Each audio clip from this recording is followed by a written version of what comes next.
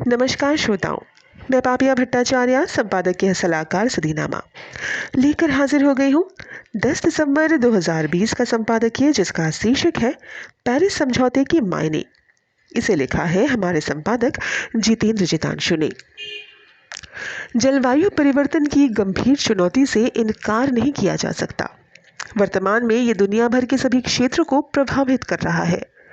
बढ़ते समुद्री जल के स्तर और मौसम के बदलते पैटर्न ने हजारों लोगों के जीवन को प्रभावित किया है। दुनिया भर के तमाम प्रयासों के बावजूद भी ग्रीन हाउस गैस उत्सर्जन में वृद्धि जारी है और विशेषज्ञों को उम्मीद है कि आने वाले कुछ वर्षों में पृथ्वी की सतह का औसत तापमान काफी तेजी से बढ़ेगा और समय के साथ इसके दुष्प्रभाव भी सामने आएंगे। वर्तमान में लगभग पूरा विश्व जलवायु परिवर्तन के संकट का सामना कर रहा है। धरती का तापमान और अधिक तेजी से बढ़ रहा है, मौसम बदल रहा है और ग्लेशियर लगातार पिघल रहे हैं। पृथ्वी को जलवायु संकट के बिगड़ते प्रभावों से बचाने के लिए 2015 में आज ही के दिन ऐतिहासिक पेरिस जलवायु समझौते पर हस्ताक्षर किए गए थे। पर साल 2019 में अमेरिका ही सबसे पहले इस समझौते से अलग हुआ। उससे भी बड़ी बात यह कि अमेरिका ही दुनिया के सबसे बड़े ग्रीन गैस उत्सर्जकों में से एक है। तो दोस्तों, और देर न करते हुए जान लेते हैं कुछ और तथ्यों के बारे में आज के संपादकीय में। इस सप्ताह पेरिस समझौते की 5वीं वर्षगांठ है। इस समझौते के तहत 196 धनी और गरीब देशों ने मिलकर कानूनन तय किया था कि शताब्दी के अंत तक वैश्विक गर्मी को 2 डिग्री सेल्सियस घटाएंगे। लेकिन ऐसा नहीं हुआ। उल्टे अमेज़न के जंगलों में आग लगी और कुछ लोग ये कहते हैं कि ये आग वहां की सरकार ने लगाई थी। इसके साथ ही साथ ट्रंप प्रशासन ने समझौते को झटका देते हुए संयुक्त राष्ट्र संघ को सूचना दे दी कि वो इस समझौते से अलग हटना चाहते हैं। आश्चर्य की बात यह है कि अमेरिका सबसे ज्यादा हरित गैसों का उत्सर्जन करता है। इस निर्णय ने दुनिया की जलवायु परिवर्तन से लड़ने की क्षमता घटी है। अमेरिका के बाद चीन ग्रीनहाउस गैसों का दूसरा सबसे बड़ा उत्पादक है। चीन, जो किसी भी अंतर्राष्ट्रीय समझौते को गंभीरता से नहीं लेता, उसको न मानवाधिकार की चिंता है न दुनिया के दूसरे देशों की। अतः वैश्विक गर्मी को रोकने की जो मुहिम चल रही है वो गंभीर स्थिति तक नहीं पहुंच पा रही है। अकेले न्यूजीलैंड ने पेरिस जलवायु समझौते के प्रति अपनी गंभीरता दिखाई है।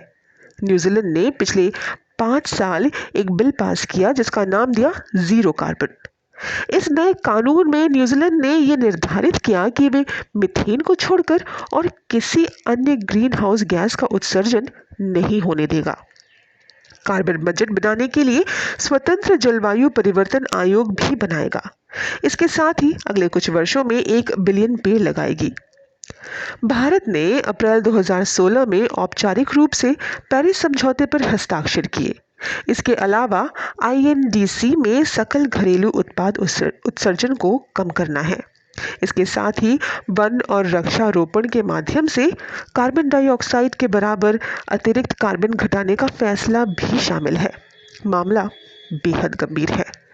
स्कूलों में ओजोन लेयर के छेद तक की बात तो हर बच्चे को पता है, जिसमें उन्हें बताया जाता है कि ओजोन लेयर में छेद हो जाने से सूरज की खतरनाक किरणें धरती पर आ जाती है, जो हमारे शरीर के लिए बहुत हानिकारक है। मामला सिर्फ इतना ही नहीं है। कार्बन डाइऑक्साइड, मीथेन और नाइट्रस ऑक्साइड जैसी गैसें वायुमंडल में इकट्ठी होकर धरती की गर्मी को ऊपर जाने से रोकती है। इसे ग्रीन हाउस प्रभाव भी कहते हैं। इन गैसों के कारण धरती पर गर्मी बढ़ रही है और इससे मौसम में बदलाव आ रहे हैं। गर्मी बढ़ने से बर्फ पिघल रही है, समुद्र के जल का स्तर बढ़ रहा है और समुद्री किनारे कट रहे हैं। जलवायु परिवर्तन से हवा, पानी और भोजन तीनों बदल रहे हैं। असल में हम लोग सामूहिक स्वास्थ्य संकट की ओर बढ़ रहे हैं। अत्यधिक गर्मी से सांस और हृदय जैसे रोग बढ़ रहे हैं और जिसका नतीजा हमने कोविड-19 के रूप में देखा। इस ग्लोबल वार्मिंग को गंभीरता से न लेकर हम शायद किसी दूसरी महामारी का इंतजाम कर रहे हैं और इंतजार भी। आमीन।